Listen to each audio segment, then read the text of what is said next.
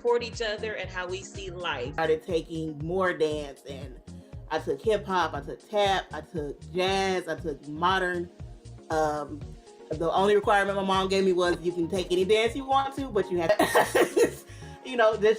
I just love music and dance, and anything that has to do with performing arts, I will watch it.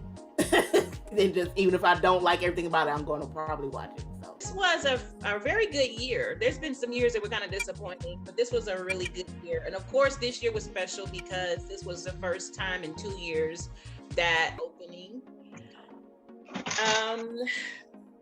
The opening is usually about between 6 to 9 minutes long, depending. And it's a lot of intensive work to go. That even for all the work she did, it just didn't give a lot of energy for me. So I was really very disappointed, and was hoping that this wasn't the precedent setting for the rest of the show. Unfortunately, the opening usually is, but I was holding out hope. But I don't want to call them dress changes, but the dress switches that they put in there were very There's a difference. Dress adjustments. Yeah, those were good. For that to be the opening to the 75th Tonys, and there haven't been anything to that, that's kind of where I fell on that. And thus it is what it is. The TI is. Revival of a musical category was The Music Man, Hugh Jackman, and Sutton Foster. That was the first performance of dance, and I should have assumed that Sutton can, because she's an incredible dancer. But I need to take me a tap dance class. Get in a tap dance. Right. Yeah, he brought a lot of energy. He brought a lot of energy, and that was an insane number. Like, I loved everything about that. And I love The Music Man, but it was great to see. That was really great to see. Yes. I would love to see that one, actually. The whole show on Broadway. And my notes were just 76 trombones, Hugh Jackman, and like 8 exclamation points. That notes. That's all I had to say. Hugh Jackman and what? All my notes were just 76 trombones, Hugh Jackman, and like 8 exclamation marks. And it was like, that's my notes. They did that. So the kids explained what the whole scene was about. So at first I was like, what is this? But then when they were saying it was him putting right. Smooth. They had his kids present it too. I think that made it even more special. Paris is so pretty. She is so pretty. Gorgeous. She looks gorgeous. I was So like, oh, she's so everything is beautiful. so pretty. And she's so unique with her music too. Yeah, her music is good. And yeah, I like that they even had them come do it, not just some person. Right. Yeah. The next performance of the Saturday night with Billy Crystal. That was my favorite. And That was, yes. Billy still got it. I wrote down Yiddish scat singing. I can't. You know what he remind me of? He remind me of like the Yiddish cat. Right. Yes. That was hilarious. He had the whole place in his hand. Like, yes. for real. Like, I mean, easy. No, like he had like, I was like, am I watching Billy Crystal or am I watching the character? He was in there. He was in there. I bet you the energy in the room was so high. It was with him. Everybody was connecting with him. That was real cool. He did that. I remember when the movie came out in the 80s. But I have to see this musical. I have some way. This was one of the ones I didn't want to see. You people are forever sneaking your cameras into the theaters anyway. Somebody bootleg this thing and put it on YouTube for me.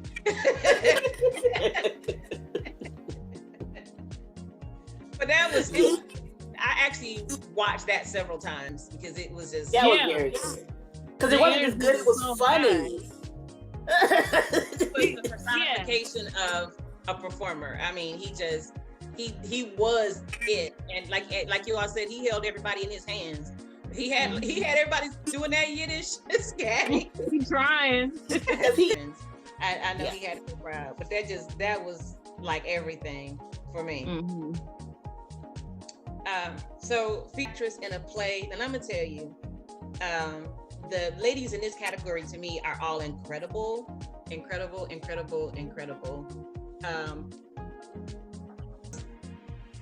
And a featured actress in a play. Get your notes together, Leah.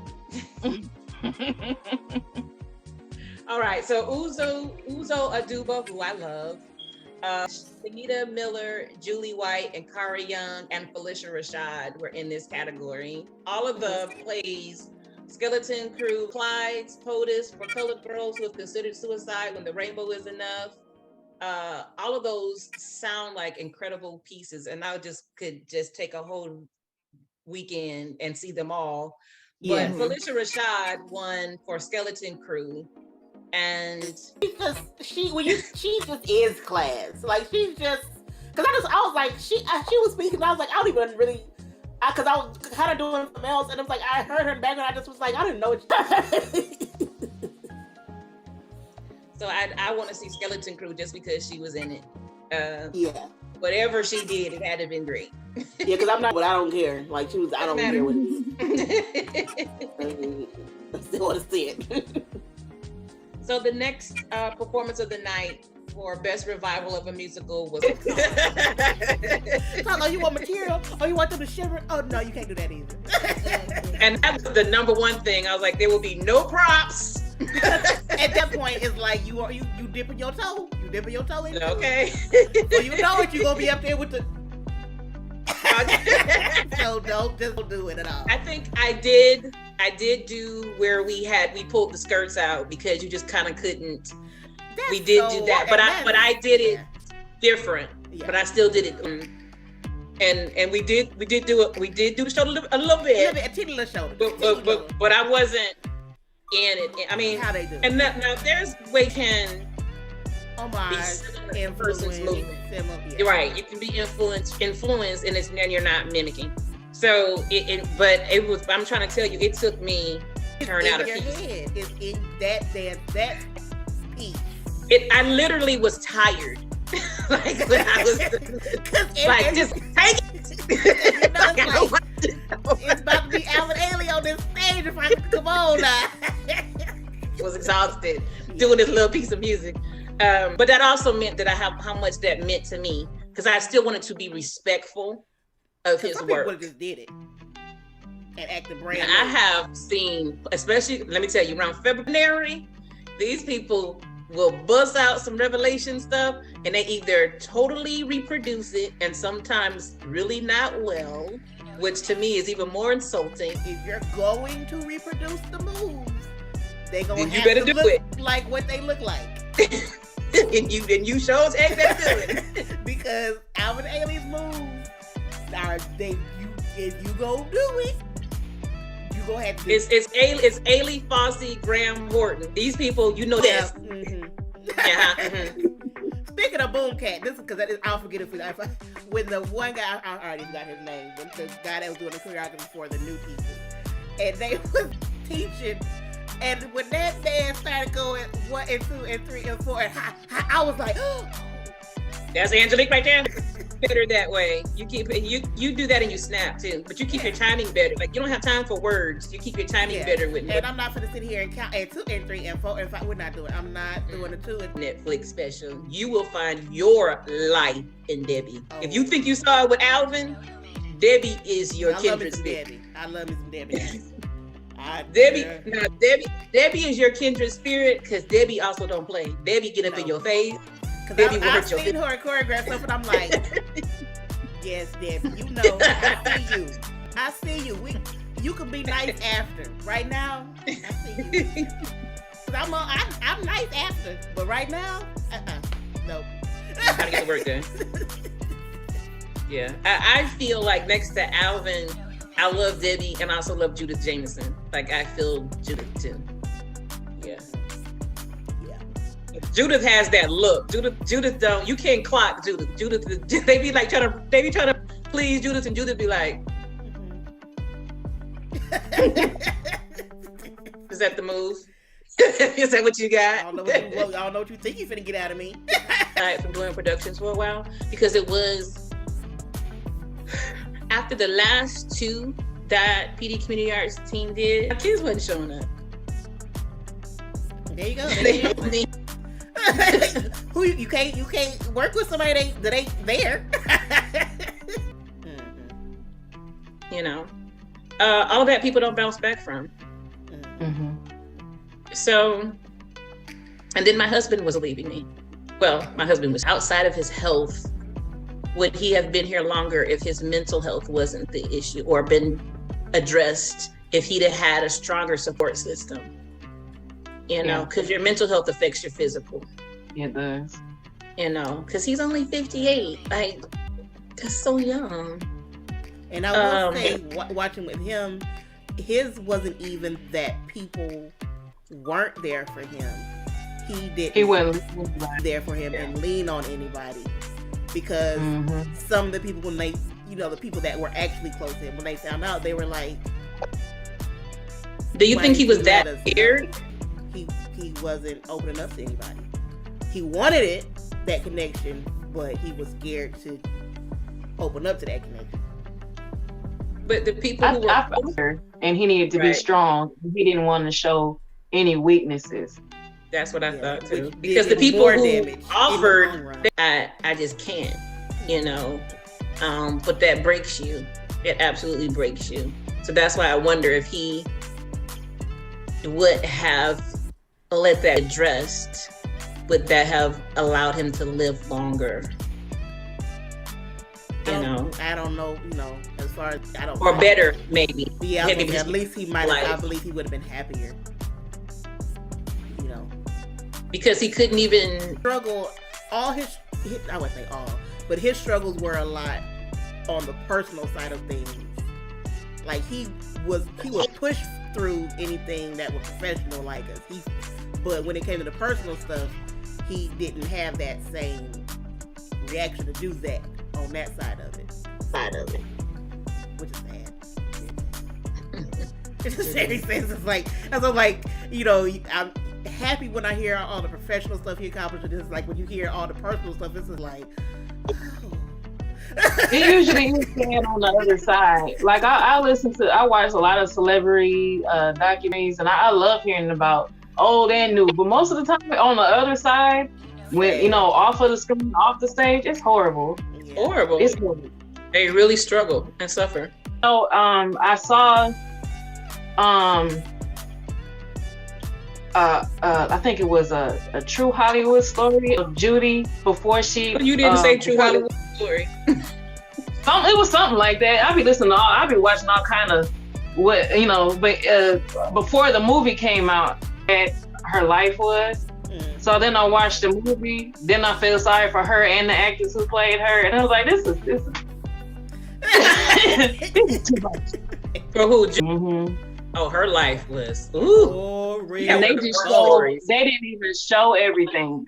No. I'm sure they didn't. Because I watched the documentary they had on Showtime about her, and I was just like. And hers starts so young. Hers is just unreal. It really ever get better? Nope. Not really. And those child stars, like in her era, they were owned by the studios. Oh yeah. Yeah. Well, they wouldn't let her eat, putting her on drugs, telling all her kind she of could date. Like she was calling her ugly all the time. Yeah, they used to call her ugly and fat all the time. She was a product. She was not a product. That's all. That's like the story that I always forget his name. The guy that from In the Heat of the Night. Which one? The no. Tibbs.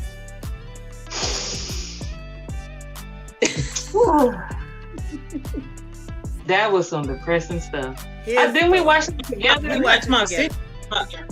No. You talking about the other show, one? The show. Oh yeah. Like, the TV show. The guy he passed away of AIDS too, wasn't he? Yeah. Allegedly. No, it wasn't allegedly. He did. I don't want to get in trouble. They say, because I ain't getting into that. What did they say that he was? At the time, nobody. Like, yeah. You want to talk about depressing? He made Alvin Ailey's story sound lovely. That was depressing. That was his. So I talked to mom and I told her a long time. I said, if y'all ever was like, look, I would never be like, no. I would be like, oh look, mama, daddy and him went out. Daddy and him went out on a fishing trip, and I didn't see that man no more after that. He never called me. It's different because it deal with people who are in careers, but the terminology will kind of be the same. Because it tends to be something, and I was saying something about my dad wouldn't want this or something, and he said a really off-color comment that was like, you doing this, you act like you want to sleep with your dad, and I was like, oh, okay, that's ugly. No, I said, oh, well, I don't. Can a girl who loves her dad and respects him, not let alone mom, but I'm saying her dad loves him and respects him, and your husband knows that, can that be an issue, and what actually is the issue? Can be an issue. Siblings, and I had to do a lot, and I had a harder life growing up, and I've heard those stories. I'm friends with people who have those stories, and they're remarkable people. But here's the reality: is you wouldn't do now. You did the best you could with what you had, and I can say, having counseled multiple people, and I never realized that's what it was doing. So that's definitely something that's good to do. It helps prevent osteoporosis. Especially, that's one of our major things later in life. Is osteoporosis is one of our things that definitely happens to us a lot more. So anything that helps prevent that is that, and don't eat too much if it's going to interact with certain things, because vitamin K can affect blood thinners and things like that. Do you have anemia, or you've had symptoms of anemia? I have anemia. I have low blood. I have anemia too. If you know anything about spina bifida, if you don't know anything about spina bifida, definitely research it. You do not want somebody to have to go through that, which is the man-made versions of folate. So that's why they're telling you that, to help prevent that. So I'm going to up my spinach, because I'm like, I already wear glasses. And that's very much in our family. These are not for fashion. These are not for fashion. So as long as I want to do something else, me not deal with cataracts, because I do not want to deal with that at all. You also get tons of vitamin A from spinach, which also helps support good vision. It helps fight free radicals. You can get antioxidants from fruits and vegetables, and spinach is one of those things as well.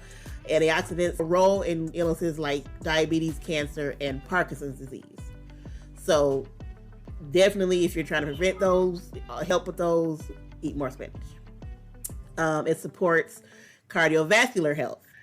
Black people, salads, whatever you need to do.